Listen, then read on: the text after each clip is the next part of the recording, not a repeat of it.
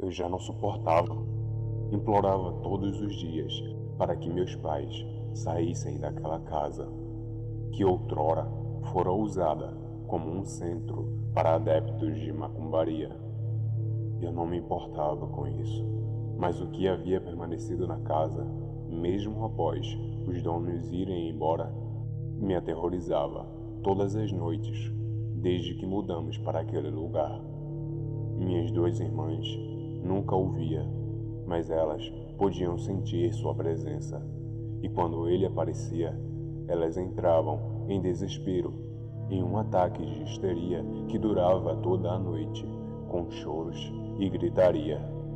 Mesmo quando meu irmão vinha ao nosso socorro para colocar a criatura para longe do nosso quarto, o terror era ainda maior. A criatura nunca saía, sempre estava embaixo da minha cama, e meu irmão usava o cabo da vassoura para mandá-la embora. Mas ele também ficava em pânico quando enfiava a vassoura embaixo da cama e ela voltava, completamente molhada, como se tivesse sido mergulhada dentro de uma poça de água. Eu não tinha mais coragem de dormir na minha própria cama, e muito menos olhar para ela. Desde as primeiras vezes que o vi, aquela cabeça enorme e redonda, com um aspecto gosmento, não tinha mãos ou corpo, era apenas a cabeça, preta e enorme, com dois olhos brilhantes. Os seus olhos brilhavam muito, como se tivesse uma lâmpada dentro deles. E eles sempre estavam olhando para mim, sempre apareciam na hora que eu ia deitar. E mesmo quando não olhava para baixo da cama, eu podia ouvir os sons que ele fazia. Eu não sei descrever os sons, mas eram sons baixos, muito baixos. Só podia ouvir quando estava em total silêncio. Meus pais diziam que aquilo era coisa da minha cabeça e que eu estava fazendo minhas irmãs ficarem assustadas e impedindo todos de dormirem.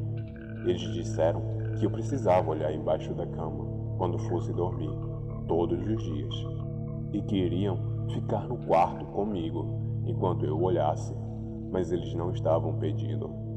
Quando a noite chegou, eles apagaram as luzes, comigo e minhas irmãs dentro do quarto, e com a lanterna apontando para baixo da minha cama, me obrigaram a deitar no chão.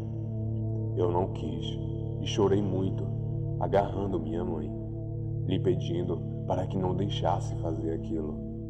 Enquanto estava naquele desespero, minhas irmãs começaram a gritar, e quando meu pai apontou a lanterna para elas, elas estavam de joelhos na cama, viradas com o rosto para a parede, e de repente elas pararam de gritar e começaram a fazer o barulho que eu ouvia embaixo da cama, mas muito alto, o que tornava aquilo ainda mais assustador.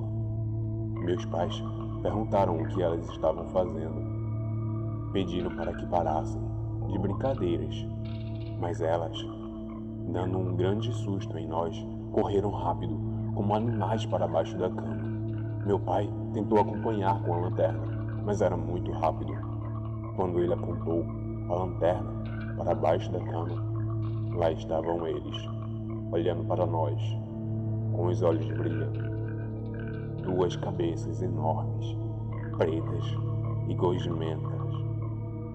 Eu gritei desesperadamente e corri dali, sem olhar para trás. Mas quando tentei acender a luz do corredor, ela não ligava. Olhei para o resto da casa e estava tudo escuro.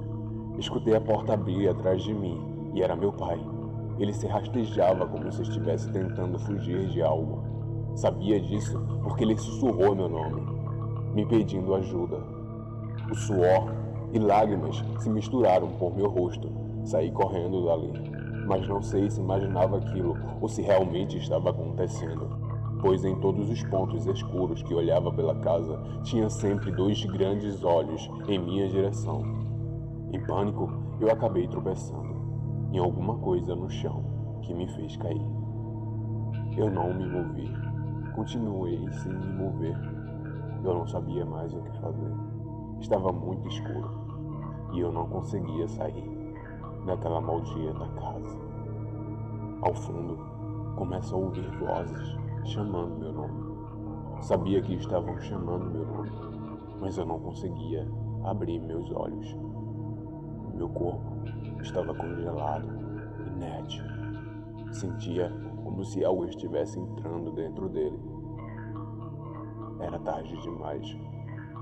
Eles sempre estiveram aqui, me olhando de dentro, enquanto eu acreditava que eles estavam fora.